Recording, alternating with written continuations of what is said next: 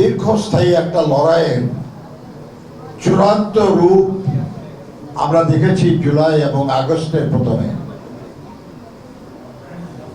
এটা কোনো বিচ্ছিন্ন লড়াই না,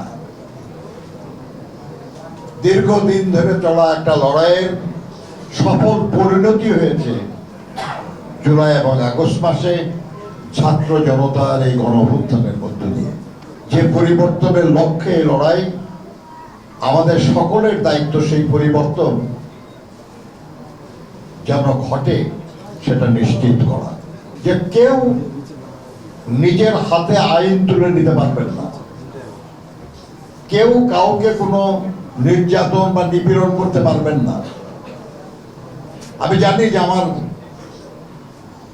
এখানে নিহত পরিবারের সদস্য যারা আছেন, তারা যদি চোখের সামনে এমন কাউকে পান যিনি তার প্রিয় পিতাকে, তার স্বামীকে কিংবা তার ভাইকে হত্যা করেছে,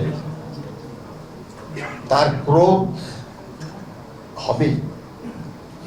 যারা আহত আছেন তারা যদি চোখের সামনে দেখেন কে তাকে গুলি করেছে, তাহলে তার মধ্যে ক্রোধ তো আসবেই। কিন্তু আমরা সবার কাছে আবেদন জানাই, আইন নিজের হাতে তুলে নেবেন না। অপরাধীর শাস্তি আমরা চাই, কঠোর শাস্তি চাই আমরা। যারা আমার ভাইকে, আমার বোনকে, আমার সন্তানকে খুন করেছে, আমি অবশ্যই তার বিচার চাই, কঠোর বিচার চাই।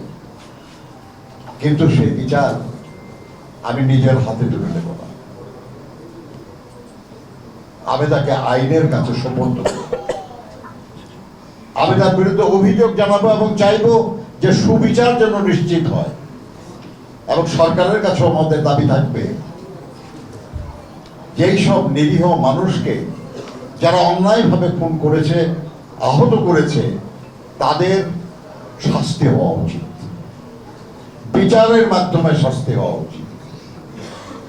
যদি না হয় সেটাও অন্যায় হবে।